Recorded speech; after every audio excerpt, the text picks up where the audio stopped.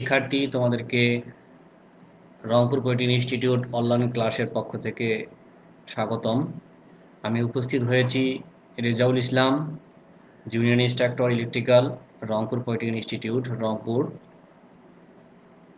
পাঠ পরিস্থিতি, আজকে আমি আলোচনা করব বেসিক ইলেকট্রিসিটি, যার কোড হচ্ছে 66711। পর্ব প্রথম, টেকনোলজি ইলেকট্রিক্যাল, অধ্যায় 2, যার নাম হচ্ছে পরিবাহী ও অপরিবাহী পদার্থ। শিক্ষণফল, এই পাঠ শেষে শিক্ষার্থীরা 1. পরিবাহী, অপরিবাহী ও অর্ধপরিবাহী কী তা বলতে পারবে। 2. পরিবাহী, অপরিবাহী ও অর্ধপরিবাহীর মধ্যে পার্থক্য করতে পারবে। 3.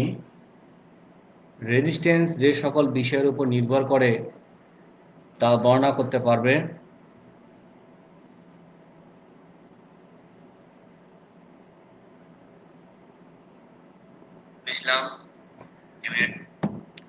4. রোধের সূত্র প্রতিপাদন করতে পারবে। 5. আপেক্ষিক রোধ এবং আপেক্ষিক রোধের একক সম্পর্কে জানতে পারবে। 6. ইউনিট কনভারসেশন জানতে পারবে। এবং সর্বশেষ 7. রোধের সূত্র সম্পর্কিত সমস্যা, গাণিতিক সমস্যার সমাধান করতে পারবে। তো শিক্ষার্থী, শুরুতেই পরিবাহী, অপরিবাহী, অর্ধপরিবাহী নিয়ে আলোচনা করব।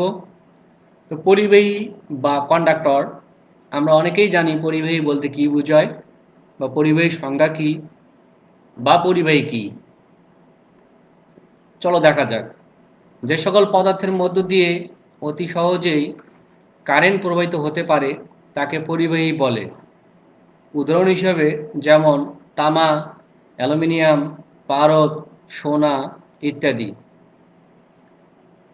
শিক্ষার্থী, আমি একটা চিত্র তুলে ধরেছি। এখানে যে চিত্রের মধ্যে পদার্থগুলো দেখতেছো, সবগুলো পদার্থই পরিবাহী পদার্থের উদাহরণ।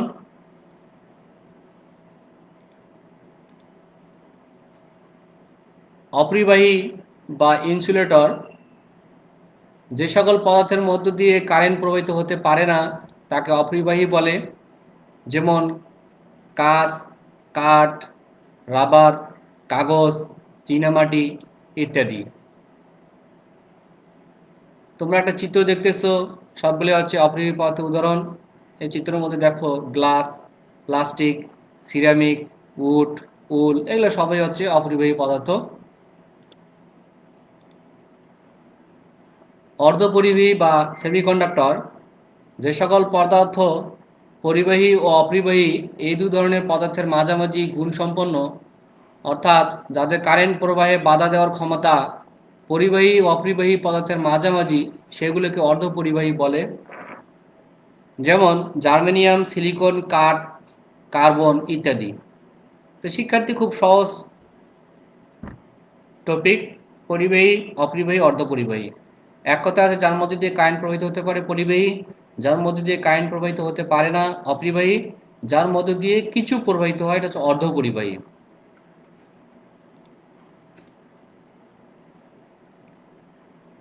পরিবাহী, অপরিবাহী ও অর্ধপরিবাহীর মধ্যে পার্থক্য নিম্নে দেওয়া হলো। খেয়াল করো তোমরা, বাম দিকে হচ্ছে পরিবাহী, মাঝে অপরিবাহী এবং ডান দিকে অর্ধপরিবাহী।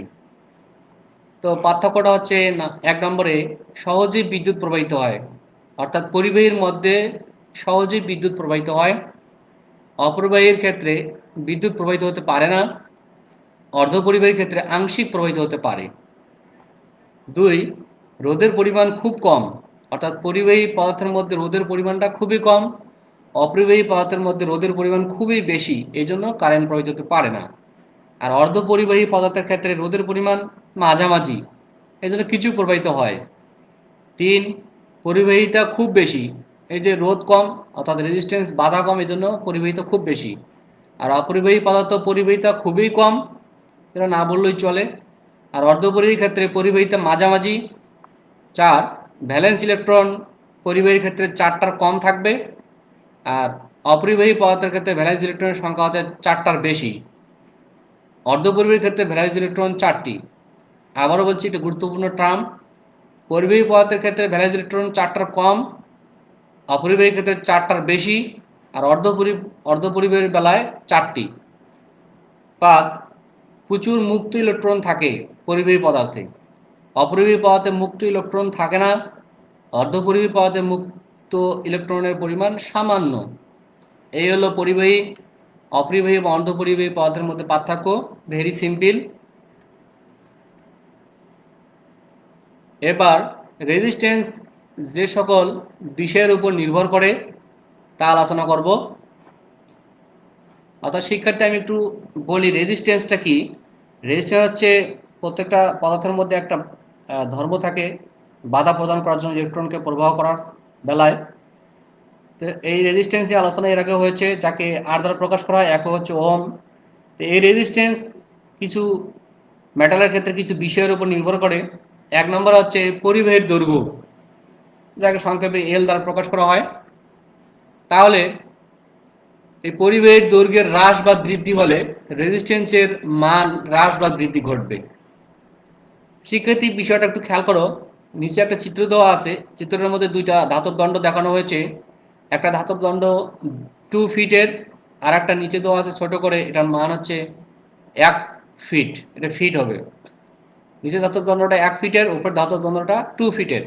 একই ব্যাসার্ধ, একই প্রস্থচ্ছেদ, কিন্তু দৈর্ঘ্য বেশি কম। তো শিক্ষার্থী দেখো, 2 ফিটের বেলায় খেয়াল করো, এটা রেজিস্ট্যান্স দেওয়া আছে 2 ওহমস, আর 1 ফিটের বেলায় রেজিস্ট্যান্সের মান দেওয়া আছে 1 ওহমস, 1 ওহম। দেখো 1 ওহম কম কেন, এখানে 1 ফিট দৈর্ঘ্য। আর 2 ওহম বেশি কেন, এটা দৈর্ঘ্য বেশি, এটা 2 ফিটের। এখন খেয়াল করো, কারেন্ট কি পরিমাণ প্রবাহিত হচ্ছে, 0.5 এম্পিয়ার প্রবাহিত হচ্ছে 2 ফিটের বেলায়। আর 1 ফিট মেটালটার বেলায় 1 এম্পিয়ার প্রবাহিত হচ্ছে। শিক্ষার্থী, তোমরা চিত্রের মধ্যেই ডিফারেন্টটা খেয়াল করো। দৈর্ঘ্য যখন বেশি তখন কারেন্ট প্রবাহিত হচ্ছে কম, রেজিস্ট্যান্স বেশি। দৈর্ঘ্য যখন কম তখন রেজিস্ট্যান্স কম, কারেন্ট প্রবাহিত হচ্ছে বেশি। সুতরাং পরিবাহীর দৈর্ঘ্যের উপর আমাদের এই রেজিস্ট্যান্সটা নির্ভর করে। যদি দৈর্ঘ্য বেশি হয় তাহলে রেজিস্ট্যান্স বেশি হবে, যদি দৈর্ঘ্য কম হয় রেজিস্ট্যান্স কম হবে। এবারে 2 নম্বর, পরিবাহীর প্রস্থচ্ছেদ অথবা ক্ষেত্রফল। প্রস্থচ্ছেদ বৃদ্ধি পেলে রেজিস্ট্যান্স হ্রাস পায়। প্রস্থচ্ছেদ যদি বেড়ে যায় পদার্থের, তাহলে রেজিস্ট্যান্সের মান বেড়ে যাবে। আর প্রস্থচ্ছেদ যদি দুঃখিত, প্রস্থচ্ছেদ বৃদ্ধি পেলে রেজিস্ট্যান্স হ্রাস পাবে। অর্থাৎ প্রস্থচ্ছেদ যদি বেশি হয় তাহলে রেজিস্ট্যান্সের মান কম হবে, এবং প্রস্থচ্ছেদ যদি কমে যায় রেজিস্ট্যান্স বৃদ্ধি পাবে। তো শিক্ষার্থী, এটা বিস্তারিত বোঝানোর জন্য একটা চিত্র আমি তুলে ধরেছি। খেয়াল করো, উপরের চিত্রটা দেখো প্রস্থচ্ছেদ কম, আর নিচের চিত্রটার প্রস্থচ্ছেদ একটু বেশি। অর্থাৎ এটার যে আয়তন ক্ষেত্রফল হবে উপরেরটার থেকে অনেক বেশি হবে নিচেরটার। তো শিক্ষার্থী, উপরেরটাতে প্রস্থচ্ছেদ কম হবে, এই জন্য এর রেজিস্ট্যান্সের মান একটু বেশি। খেয়াল করো, আমরা জানি পরিবাহের মধ্যে যদি ইলেকট্রন প্রবাহিত হয়, তো ইলেকট্রন প্রবাহের রাস্তা যদি বেশি থাকে তাহলে বাধা কম পায়, আর ইলেকট্রন প্রবাহের রাস্তা যদি কম থাকে তাহলে বাধা বেশি পায়। এটা নিয়ে আরও বিস্তারিত আছে, তো তোমরা এখানেই যতটুকু বোঝানো যায় বোঝানোর চেষ্টা করো। আমি আবারও বলতেছি, পরিবাহের প্রস্থচ্ছেদ একটা গুরুত্বপূর্ণ টার্ম, রেজিস্ট্যান্স নির্ভর করে এর উপর। প্রস্থচ্ছেদ যদি কম হয় তাহলে রেজিস্ট্যান্সের মান বেশি হয়, প্রস্থচ্ছেদ যদি বেশি হয় তাহলে রেজিস্ট্যান্সের মান কম হয়। এই চিত্র দুটো আমি তুলে ধরেছি। 1 নম্বর যে চিত্র দেখতেছো উপরের, এই উপরের চিত্রটার প্রস্থচ্ছেদ কম, সুতরাং রেজিস্ট্যান্সের মান বেশি। আর 2 নম্বর চিত্রটার প্রস্থচ্ছেদ বেশি, এই জন্য রেজিস্ট্যান্সের মান কম। দেখো, ইলেকট্রন যে ফ্লো হবে অর্থাৎ বিদ্যুৎ যে প্রবাহিত হবে রাস্তা অনেক বেশি, মানে প্রবাহিত হওয়ার রাস্তা বেশি বড়, এই জন্য বাধা কম। আর প্রবাহিত হওয়ার রাস্তা খুবই কম, এই জন্য বাধা বেশি। আশা করি 2 নম্বর পয়েন্টটিও বুঝতে পেরেছো। যদিও তোমাদের বুঝতে অসুবিধা হয় কমেন্ট করে তোমরা আমাকে কোশ্চেন করবে, আমি লেকচার শেষে তোমাদের কমেন্ট পড়ে পড়ে উত্তর দেওয়ার চেষ্টা করবো ইনশাআল্লাহ। এবারে 3 নম্বরে, পরিবাহীর উপাদান, অর্থাৎ কোন পদার্থের তৈরি ওই মেটালটা সেটার উপরও রেজিস্ট্যান্স নির্ভর করে। 4 হচ্ছে তাপমাত্রা।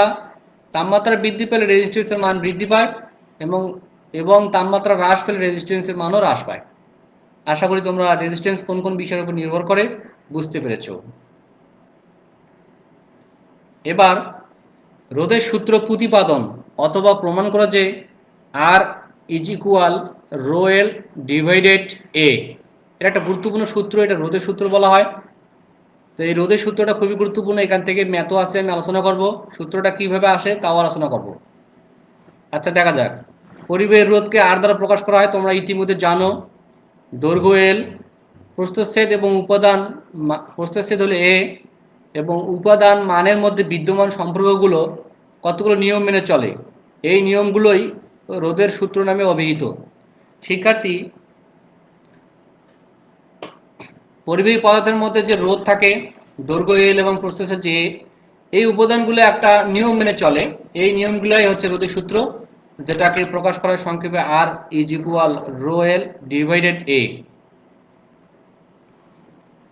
তো দেখা যাক সূত্রগুলো কি কি। প্রথম সূত্র হচ্ছে তাপমাত্রা, প্রস্থচ্ছেদ ও উপাদান স্থির থাকলে পরিবাহীর রোধ এর দৈর্ঘ্যের সমানুপাতিক, অর্থাৎ আর সমানুপাতিক এল, যেখানে সমীকরণ হচ্ছে 1। শিক্ষার্থী আমি আবারও বলছি, তাপমাত্রা, প্রস্থচ্ছেদ ও উপাদান যদি স্থির থাকে সেক্ষেত্রে পরিবাহীর রোধ এর দৈর্ঘ্যের সমানুপাতিক, অর্থাৎ রোধ হচ্ছে আর, দৈর্ঘ্য হচ্ছে এল, অর্থাৎ আর সমানুপাতিক এল। এটা হচ্ছে 1 নম্বর সমীকরণ বা 1 নম্বর কন্ডিশন। এরপর 2, তাপমাত্রা, দৈর্ঘ্য উপাদান স্থির থাকলে পরিবাহীর রোধ এর প্রস্থচ্ছেদের ব্যস্তানুপাতিক, অর্থাৎ পরিবাহীর যে রোধ এটাকে আমরা প্রকাশ করি আর দ্বারা, তাহলে আর সমানুপাতিক 1 ডিভাইডেড এ, যেহেতু ব্যস্তানুপাতিক, এটা সমীকরণ নম্বর 2। শিক্ষার্থী আমি আবারও বলছি 2 নম্বর টার্মটা, তাপমাত্রা, দৈর্ঘ্য ও উপাদান স্থির থাকলে পরিবাহীর রোধ এর প্রস্থচ্ছেদের ব্যস্তানুপাতিক। তাহলে আমাদের কি দাঁড়াচ্ছে দেখো, যেহেতু রোধ ব্যস্তানুপাতিক তাহলে আর, আর স্থির কি আছে, দৈর্ঘ্য এল স্থির আছে, এল এখানে আসতেছে না, তাহলে কি দাঁড়াচ্ছে আমাদের, যেহেতু প্রস্থচ্ছেদের সাথে ব্যস্তানুপাতিক, তাহলে ব্যস্তানুপাতিক লিখতে হবে, এটাকে লেখা হয় 1 ডিভাইডেড এ, সরি 1 ডিভাইডেড এ, হ্যাঁ, সমীকরণ নম্বর 2। এবার 3 নম্বরে, তাপমাত্রা, প্রস্থচ্ছেদ ও দৈর্ঘ্য স্থির থাকলে পরিবাহীর রোধের উপাদানের বিশুদ্ধতা, কাঠিন্য এবং ঘনত্বের উপর নির্ভর করে। এই হলো রোধের সূত্র। তাহলে এখন খেয়াল করো, 1 এবং 2 নং সমীকরণ থেকে আমাদের কি দাঁড়ায়। 1 এবং 2 নং সমীকরণ যদি আমরা 2 নং সমীকরণ থেকে যদি আমরা খেয়াল করি, তাহলে দেখো আর সমানুপাতিক এল ডিভাইডেড বাই এ হবে। দেখো এখানে হলো আর সমানুপাতিক এল, নিচে হচ্ছে 2 নম্বর হচ্ছে আর সমানুপাতিক 1 ডিভাইডেড এ, দুইটার কম্বাইন্ড হচ্ছে আর সমানুপাতিক এল ডিভাইডেড এ, অথবা আর সমান রো এল ডিভাইডেড এ। সেক্ষেত্রে খেয়াল করো, এখানে সমানুপাতিক তুলে দিলে একটা সমান চিহ্ন লেখা যায় এবং সাথে সাথে একটা ধ্রুবক লিখতে হয়। তো ধ্রুবকটা আমি লিখেছি রো, এই দেখো খেয়াল করো, এটার নাম হচ্ছে রো। যেহেতু আমাদের সূত্রে এই যে রো ইউজ করা হয়েছে, রোধের সূত্রে, এই জন্য আমি ধ্রুবকটা লিখেছি রো। এই রো নিয়ে পরবর্তীতে আলোচনা করব। তো শিক্ষার্থী, তাহলে আমাদের কি দাঁড়াচ্ছে, R is equal rho L divided A, এটাই হচ্ছে রোধের সূত্র। তো রোধের যে সূত্রটা আমরা পাইলাম 1 নম্বরে, R is equal rho L divided A, এই একটা সূত্র থেকে আমরা 4টা ফর্মে নিয়ে আসতে পারি। যেমন দেখো এখানে 4টা রাশি আছে, আর, রো, এল, এ, এই 4টা এক করে যদি আমরা মান বের করি তো 4 রকমের আমাদের সূত্র দাঁড়ায়। এই জন্য আমি লিখেছি যে রোধের সূত্রসমূহ, এই সূত্রগুলো দিয়ে আমরা গাণিতিক সমস্যা সমাধান করতে পারবো। তাহলে দেখা যাক 2 নম্বরে কি, যদি আমরা রো বের করি তাহলে কি দাঁড়ায়, আর এ ডিভাইডেড এল। যদি আমরা এ বের করি 3 নম্বরে, তাহলে কি দাঁড়ায়, A is equal rho L divided R. যদি এল বের করি অর্থাৎ দৈর্ঘ্য বের করি, তাহলে আমাদের কি দাঁড়ায়, L is equal R A divided rho. শিক্ষার্থী, এখানে আর হচ্ছে পরিবাহীর রোধ, এল হচ্ছে পরিবাহীর দৈর্ঘ্য, এ হচ্ছে পরিবাহীর প্রস্থচ্ছেদ এবং রো হচ্ছে একটা সমানুপাতিক ধ্রুবক, যার মান বিভিন্ন ক্ষেত্রে বিভিন্ন রকম হয় একক অনুযায়ী। আমি এটাও আলোচনা করব।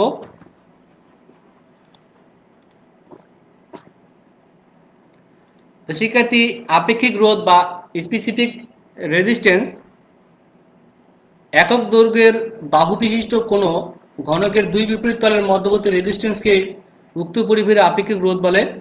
একে স্পেসিফিক রেজিস্ট্যান্স বা রেজিস্টিভিটি বলে, একে রো দ্বারা প্রকাশ করা হয়। এর একক ওহম মিটার বা ওহম সেন্টিমিটার বা ওহম ইঞ্চ বা ইঞ্চি বা ওহম ফিট। তো শিক্ষার্থী, এটা হচ্ছে যে আপেক্ষিক রোধ, যেটা আমরা দোকান থেকে ধ্রুবক হিসেবে ব্যবহার করলাম, সেটাই হচ্ছে আপেক্ষিক রোধ।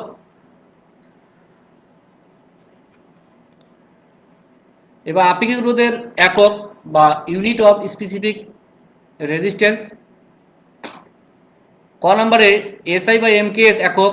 এমকেএস পদ্ধতিতে দৈর্ঘ্যের একক মিটার, প্রস্থচ্ছেদের ক্ষেত্রফলের একক বর্গমিটার এবং রোধের একক ওম। এটা আমরা জানি।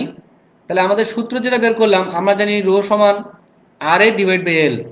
তাহলে উপরের সূত্র অনুযায়ী দেখো আপেক্ষিক রোধ, রো সমান কি লেখা আছে, আর এর একক হচ্ছে ওহম, আর এ হলো ক্ষেত্রফল, যার একক হচ্ছে বর্গমিটার, নিচে এল, এল এর একক হচ্ছে মিটার।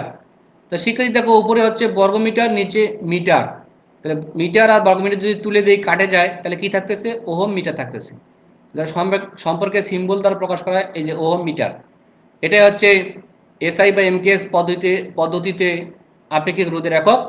তো শিক্ষার্থী, আমি অনেক সময় তোমাদের ভাইভাতে ধরতে পারি আপেক্ষিক রোধের এসআই বা এমকেএস একক কি, তোমাদেরকে বলতে হবে ওহম মিটার। আশা করি তোমরা বুঝতে পেরেছ। এবার খ নম্বরে সিজিএস একক। সিজিএস পদ্ধতিতে দৈর্ঘ্যের একক সেন্টিমিটার, প্রস্থচ্ছেদের ক্ষেত্রফলের একক বর্গ সেন্টিমিটার এবং রোধের একক হচ্ছে ওম। তা আমরা সূত্র জানি, rho is equal R A divide by L. উপরের সূত্র অনুযায়ী আপেক্ষিক রোধ আবারও ওই আগের সূত্রটাই। রো সমান কি লেখা আছে, আর এর একক হচ্ছে ওম, আর এখানে যেহেতু সিজিএস এর ক্ষেত্রফলের একক হচ্ছে বর্গ সেন্টিমিটার আর দৈর্ঘ্যের একক হলো সেন্টিমিটার। তা আগের মতোই তোমরা দেখো উপরে বর্গ সেন্টিমিটার, নিচে সেন্টিমিটার। সেন্টিমিটার বর্গমিটার থেকে কাটাকাটি করলে শুধু সেন্টিমিটার থাকে, তাহলে আমাদের দ্বারা ওহম সেন্টিমিটার, যেটাকে প্রতীক দ্বারা প্রকাশ করা হয় ওহম সেন্টিমিটার। আশা করি তোমরা সিজিএস এককটাও বুঝতে পেরেছো। এবারে গ হচ্ছে এফপিএস একক। এফপিএস পদ্ধতিতে দৈর্ঘ্যের একক ফুট ও প্রস্থচ্ছেদের ক্ষেত্রফলের একক হচ্ছে বর্গ ফুট এবং রোধের একক ওম। শিক্ষার্থী, যে কোনো এককেই রোধের একক ওম, এটা তোমার মনে রাখবে। তো আমরা জানি যে সূত্রটা rho is equal R A divide by L. এই সূত্র অনুযায়ী আগের মতোই, তাহলে আর এর একক ওম রাখলাম, এ যেহেতু এফপিএস পদ্ধতিতে বর্গফুট রাখলাম, আর এল এর যেহেতু ফুট রাখলাম। তাই শিক্ষার্থী, আগের নিয়ম অনুযায়ী বর্গফুট থেকে ফুট যদি বাদ দেয়, তাহলে কি থাকতেছে, শুধু ফুট থাকতেছে। তাহলে আমাদের কি দাঁড়ায়, ওহম ফুট, যেটাকে প্রতীক দ্বারা প্রকাশ করা হয় ওহম ফুট। আশা করি তোমরা আপেক্ষিক রোধের এককগুলো ক্লিয়ার হয়েছ। তো তোমাদের গাণিতিক টার্মের যে রাশিগুলার একক দেওয়া থাকবে, সবগুলো রাশি একই এককে করতে হবে। তার মানে যখন গাণিতিক টার্মে আসবো তখন আলোচনা করবো ইনশাআল্লাহ। এখানে একটা গুরুত্বপূর্ণ কোশ্চেন আছে, এই কোশ্চেনটা তোমাদের শর্ট কোশ্চেন হিসেবে আসে। কোশ্চেনটা হচ্ছে তামার পরিবেহের আপেক্ষিক রোধ 1.72 ইন্টু 10⁻8 ওহম মিটার হল, এর অর্থ কি? তো এর অর্থটা কি আমরা এখন কোশ্চেনটা দেখব। তামা পরিবেহের আপেক্ষিক রোধ 1.72 ইন্টু 10⁻8 ওহম মিটার কথাটির অর্থ 1 মিটার দৈর্ঘ্য ও 1 মিটার প্রস্থচ্ছেদ বিশিষ্ট তামা পরিবাহী অথবা 1 মিটার দৈর্ঘ্যের বাহু বিশিষ্ট ঘনাকৃতির তামা পরিবাহীর দুই বিপরীত তলের মধ্যবর্তী রেজিস্ট্যান্সের মান হচ্ছে 1.72 ইন্টু 10⁻8 ওহম। তা আশা করি তোমরা এটাও বুঝতে পেরেছো, খুব গুরুত্বপূর্ণ কোশ্চেন। এবার একটু আমি আলোচনা করব ইউনিট কনভারসেশন, অর্থাৎ আমরা বড় একক থেকে কিভাবে ছোট এককে যাব, অথবা ছোট একক থেকে কিভাবে বড় একক যাব। যেমন আমি 1 নম্বরে তুলে ধরেছি কিলোমিটার থেকে আমি মিটারে আসব, অর্থাৎ 1 কিলোমিটার থেকে আমি মিটারে যাব। তাহলে 1 কিলোমিটার থেকে মিটারে গেলে আমাদের মান কত আসে, এটা আমরা বের করব। তো শিক্ষার্থী, বড় একক থেকে যখন ছোট এককে যাব, তখন ওই এককের মান দিয়ে যে মানটা হয়, মানটা দিয়ে গুণ করব। আর ছোট একক থেকে যখন বড় এককে যাব, তখন ওই মান দিয়ে সম্পর্কের মানটা দিয়ে, যে সম্পর্ক বিটুইন দুই এলিমেন্ট, তাদের মান দিয়ে আমরা ভাগ করব। তো 1 নম্বরে খেয়াল করো, 1 কিলোমিটারকে আমরা মিটারে প্রকাশ করতে হলে কত হবে, 1 কিলোমিটার এর ভ্যালু কত, কিলোমিটার জায়গায় এর ভ্যালু হচ্ছে 1, আর কিলোমিটার থেকে মিটারের সম্পর্ক হচ্ছে 1000, আর তার সংখ্যা লেখা যায় 10⁻3। তো এখানে গুণ করলে কত হয় আমাদের, 10⁻3 অর্থাৎ 1000 হয়। সেক্ষেত্রে দেখো কেন গুণ করলাম, এখানে হচ্ছে বড় একক ছোট এককে আসতে চাই, জন্য আমি গুণ করলাম। আর একটা দেখো 2 নম্বরে মেগা ওহম থেকে ওহমে আসবো। মেগা ওহম হচ্ছে বড় একক, ওহম হচ্ছে ছোট একক। মেগা ওহম কত মেগা ওহম? 1 mega ohm. তাহলে 1 মেগা ওহমের জায়গায় যে মানটা 1 রাখলাম, মেগা ওহম থেকে ওহমের যে সম্পর্ক এটা হচ্ছে 10⁶, এই মান দিয়ে মাল্টিপ্লাই করলাম বা গুণ করলাম। তো গুণ করলে কত আসে? 10⁶ আসে। তো 10⁶ ওহম। আশা করি তোমরা 1-2 বুঝতে পেরেছো। এবার সর্বশেষ 3 নম্বর, ছোট একক থেকে বড় এককে আসবো, অর্থাৎ মিটার থেকে কিলোমিটারে আসবো। আমি এখানে ধরেছি 1000 মিটার থেকে কিলোমিটার আসবো, তাহলে মান কত হয়? তো শিক্ষার্থী, ছোট একক থেকে যখন আমরা বড় এককে আসবো তখন ওই সম্পর্ক বা মানটা দিয়ে ভাগ করবো। তাহলে দেখা যাক 1000 মিটার, এই যে 1000 মিটারের মানটা এখানে আমি 1000 রাখলাম, ভাগ করব মিটার থেকে কিলোমিটারের সম্পর্ক। সেক্ষেত্রে আমরা জানি মিটার আর কিলোমিটার সম্পর্ক হচ্ছে 1000, তাহলে 1000 দিয়ে ভাগ করলাম। তাহলে সেক্ষেত্রে 1000কে 1000 দিয়ে ভাগ করলে হয় মান 1, তাহলে আমাদের আছে 1 কিলোমিটার। তাহলে আমাদের কি দাঁড়াচ্ছে? এটা আমাদের মুখস্থ মান, এই জন্য আমি সহজ মানগুলো তুলে ধরেছি। 1000 মিটার সমান 1 কিলোমিটার। আশা করি ইউনিট কনভারসেশন তোমাদের ক্লিয়ার হবে বা হয়েছে। যদি নাও হয়ে থাকে আমাকে কমেন্টে জানাবে, আমি তোমাদের অ্যান্সার দেওয়ার চেষ্টা করব। এবার আমরা আসবো রোধের সূত্র সম্পর্কিত গাণিতিক সমস্যা। তো সমস্যা 1 নম্বর, সমস্যাটা একটু পড়ি। 1 কিলোমিটার দীর্ঘ এবং 1.29 সেন্টিমিটার ব্যাস বিশিষ্ট একটি তামার তারের রেজিস্ট্যান্স 0.13 ওহম হলে তামার আপেক্ষিক রেজিস্ট্যান্স নির্ণয় করো। সেক্ষেত্রে খেয়াল করো 1 কিলোমিটার দৈর্ঘ্য, এটা এল এর মান, আর 1.29 সেন্টিমিটার ব্যাস, মানে এটা ডির মান। তামার রেজিস্ট্যান্স দেওয়া আছে, আর এর মান দেওয়া আছে 0.13, আর আপেক্ষিক রোধ মানে রো বের করতে হবে। তা আসল সমাধানে যাওয়া যাক। সমাধান দেওয়া আছে আমাদের এল সমান 1 কিলোমিটার, তাই এটাকে আমরা মিটার করলাম, মিটারটাকে আমরা সেন্টিমিটারে করলাম। কীভাবে করলাম তোমরা নিজেরাই বলবে কমেন্ট করে, আমি আর এটা বললাম না, যেহেতু এর আগে আলোচনা করলাম। এখন ডির মান দেওয়া আছে 1.29 সেন্টিমিটার। তো এটা হচ্ছে, ডিটা হচ্ছে কি? ডায়া, এটা হচ্ছে বাংলায় বলে ব্যাস। আচ্ছা, আর আরে আমাদের রেজিস্ট্যান্সের মান দেওয়া আছে 0.13 ওহম, আর বের করতে হবে আপেক্ষিক resistance rho is equal what. এইগুলো আমাদের কোশ্চেন। তো আমরা জানি যেহেতু পরিবাহী তার, তামার তার, তো তারের ক্ষেত্রে ক্ষেত্রফলটা কত হবে খেয়াল করো। A is equal pi D square ভাগিত 4। তো pi D square divide by 4, পাইয়ের মানকে 4 দ্বারা ভাগ করে আমাদের এটা আসে। আমি একবার করেছি, তোমরা আলাদাভাবে করবে। যার মান আছে 0.785 ইন্টু ডির মান হচ্ছে 1.29, তার উপরে স্কোয়ার। এখানে ক্যালকুলেশন করলে হয় 1.306 বর্গ সেন্টিমিটার, যেহেতু এটা ক্ষেত্রফল এজন্য বর্গ সেন্টিমিটার। এরপর শিক্ষার্থী দেখো, আমরা জানি আর সমান রো এল ডিভাইডেড এ। তো আমরা রো বের করবো, রো সমান হচ্ছে আর এ ডিভাইড বাই এল। সবগুলোর মান বসাই দিলাম, মান বসাই দিয়ে ক্যালকুলেশন করলে আমাদের মান আসে 1.7 × 10⁻⁶ ওহম সেন্টিমিটার। যেহেতু আপেক্ষিক রোধের একক হচ্ছে ওহম সেন্টিমিটার, এটা হচ্ছে সিজিএস পদ্ধতিতে করা হয়েছে। সবগুলা রাশি একটু খেয়াল করো শিক্ষার্থী, যে দৈর্ঘ্য এল, এটাকে আমরা সেন্টিমিটার নিয়েছি। এই যে ডায়া যে আমাদের ছিল, এটাও সেন্টিমিটার নিয়েছি। তারপরে ক্ষেত্রফল আমাদের সেন্টিমিটার চলে এসেছে। এই জন্য আমাদের এককও হয়ে গেল, মূল এককটাও হয়ে গেল ওহম সেন্টিমিটার। আশা করি সমস্যা 1 বুঝতে পেরেছো। এবার সমস্যা 2 আমি একটু পড়ি। 10 মিটার দৈর্ঘ্যের একটা তামার তারের আপেক্ষিক রোধ 1.72 × 10⁻⁶ ওহম সেন্টিমিটার। এর প্রস্থচ্ছেদের ক্ষেত্রফল 1.25 বর্গ সেন্টিমিটার হলে তারটির রোধ কত, মানে আর চেয়েছে। এবার তো সমাধানে আসি। দেওয়া আছে এল এর মান 10 মিটার, এটাকে আমরা সেন্টিমিটারে করলাম। সেন্টিমিটার কীভাবে করলাম? মিটার থেকে সেন্টিমিটারের যে সম্পর্ক 100 সেই সম্পর্ক দিয়ে গুণ করলাম, যেহেতু বড় থেকে ছোট হয়ে যাচ্ছে যে গুণ করলাম। তো রোর মান দেওয়া আছে 1.72 × 10⁻⁶ ওহম সেন্টিমিটার, আর এ আছে 1.25 বর্গ সেন্টিমিটার, আর সমান ওয়াট। তো আমরা জানি ভেরি সিম্পল ম্যাথ, সূত্রটা বসাই দিলাম, সূত্রটা বসাই দিয়ে রাশিগুলোর মান ইনপুট করলাম। মান ইনপুট করে ক্যালকুলেশন করলাম, ক্যালকুলেশন করে আমাদের আসে 1.736 × 10⁻³ যার একক হবে ওহম। তো আশা করি শিক্ষার্থী তোমরা 2 নম্বর সমস্যাটিও বুঝতে পেরেছো। তো এই পর্যন্ত তোমাদের যদি কোনো প্রশ্ন থাকে তোমরা কমেন্ট করে আমাকে জানাও, আমি অ্যান্সার দেওয়ার চেষ্টা করবো ইনশাআল্লাহ। তো শিক্ষার্থী, এবার তোমাদের হোমওয়ার্ক।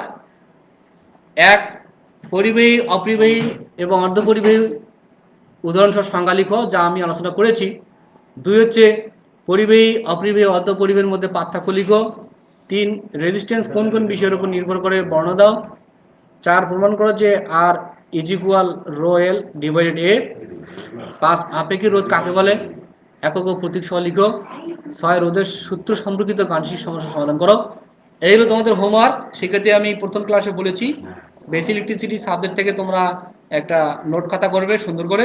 এই খাতাতে প্রত্যেকটা চ্যাপ্টারের যে আমি হোমওয়ার্কগুলো দিব সুন্দর করে তুলে ধরবে। যখন আমাদের ইনস্টিটিউট খুলবে তখন এই খাতাটা আমি জমা নিব, মূল্যায়ন করবে, এটার উপর তোমাদের মার্কস আছে। আচ্ছা, সেক্ষেত্রে আগামী ক্লাস অধ্যায় 3, যার নাম হচ্ছে ওহমের সূত্র।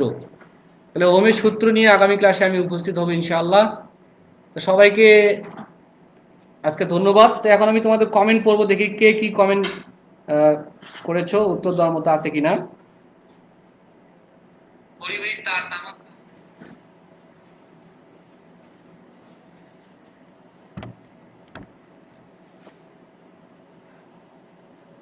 আচ্ছা, হামিম হাসান একটা সুন্দর প্রশ্ন করেছে, স্যার মিটারে থাকলে কি ভুল হবে, সেন্টিমিটার কনভার্ট কি করতে হবে?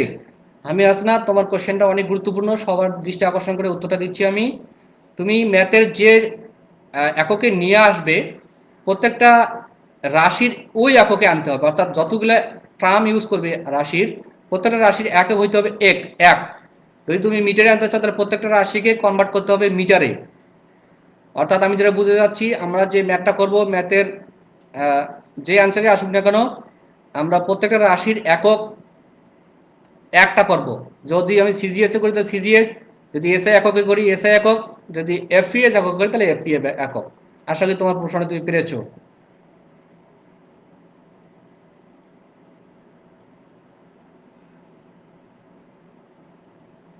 ওকে, আজকে এ পর্যন্তই প্রশ্ন ছিল, আর প্রশ্ন অ্যান্সার দেওয়ার মতো নাই। তো তোমরা সুন্দরভাবে বাসায় স্বাস্থ্যবিধি মেনে থেকে পড়াশোনা কন্টিনিউ করো, এই আশা ব্যক্ত রেখে আমি বিদায় নিচ্ছি। আসসালামু আলাইকুম।